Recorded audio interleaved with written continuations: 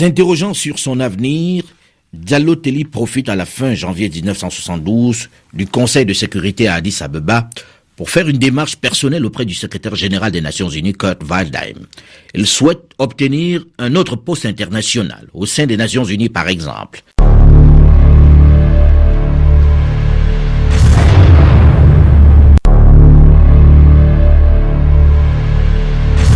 Monsieur le Président, Mesdames, Messieurs, mes chers amis,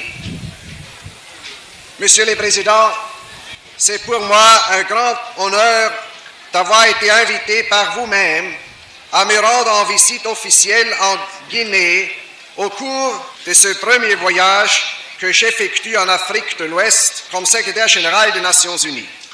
Nous vous assurons de toute la disponibilité du peuple révolutionnaire de Guinée, uni et organisé au sein du Parti démocratique de Guinée, son parti national, prêt pour la révolution.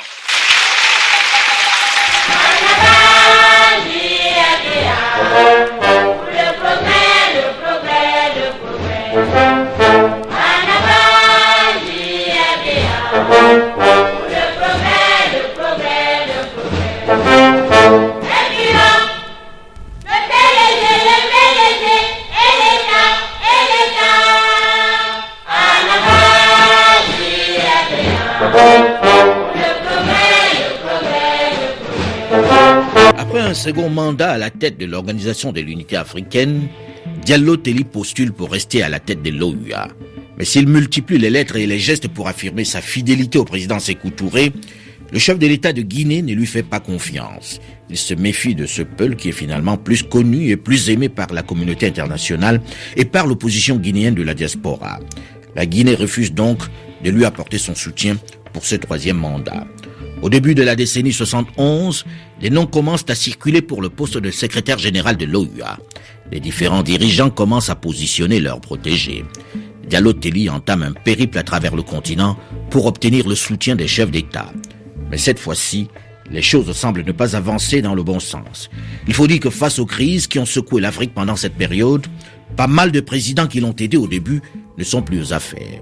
Au terme de ses 8 ans de mandat, il n'a plus en face de lui que 9 des 32 chefs d'État qui avaient assisté au sommet du Caire où il a été désigné. Ben Bella, son ardent défenseur du début, a été renversé en 1965 par Ouari Boumedienne en Algérie. Joseph Kasavubu a été déposé et Mobutu est le nouveau maître du Congo devenu Zaïre. Jean Bédel Bokassa a pris la place de David Dacko en Centrafrique. En Haute-Volta, le général Sangoulé Lamizana a remplacé Maurice Yameyogo. L'un des pères prophétiques de l'OUA, Kwame Nkrumah, a été renversé par le général Ankara. Sylvanus Olympio du Togo a été assassiné. Son successeur Nicolas Gruniski a à son tour été remplacé par le lieutenant-colonel Étienne Yadema. Modibo Keïta a été évincé par Moussa Traoré au Mali. En gros, les dirigeants qui doivent choisir le secrétaire général de l'organisation ne sont plus les mêmes qu'en 1964. Diallo Telli, après son tour d'Afrique, commence à comprendre donc en cette fin d'année 1971 qu'il a peu de chances d'être réélu à la tête de l'OUA. Mohamed Sanoun, ancien secrétaire général adjoint de l'OUA. À l'époque, à ce moment-là, il y a eu un problème concernant le soutien de son propre pays. Il avait un problème au niveau de la Guinée qui à l'époque, le président Sékou Touré considérait que Diallo Telli ne devait pas rester pour un troisième mandat. Enfin, il y a eu en tout cas des tensions dans ce domaine-là. Et il n'y a pas eu mobilisation par la Guinée de ses moyens diplomatiques pour essayer d'assurer sa réélection. S'interrogeant sur son avenir, Diallo Telli profite à la fin janvier 1972 du Conseil de sécurité à Addis Abeba pour faire une démarche personnelle auprès du secrétaire général des Nations Unies, Kurt Waldheim. Il souhaite obtenir un autre poste international, au sein des Nations Unies par exemple. André Lévin, ancien ambassadeur en Guinée et auteur du tragique destin du grand Africain, une biographie officielle, de Diallo Telli. À l'ONU, un poste autre que de secrétaire général, il en avait parlé avec Waldheim, mais il y avait pas de place à son niveau pour un Africain autre que les 5 ou 6 qui y étaient déjà. Et pour le poste de secrétaire général, ça aurait été tout à fait possible, mais il aurait fallu que Diallo Telli voie sa candidature entérinée par le sommet qui s'est tenu à l'île Maurice à cette date-là.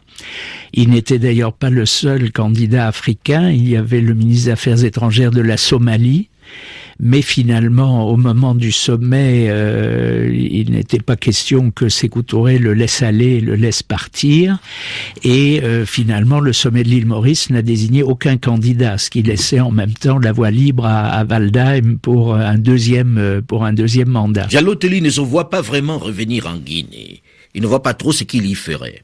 Surtout qu'il sait très bien le sentiment de méfiance, voire de haine que lui voue le président Sékou Touré et son frère Ismaël. Il n'ignore pas non plus les exactions que commet son régime. Le sinistre Camboiro, il en a largement entendu parler. Les crimes et les exécutions massives qui se multiplient dans son pays aussi.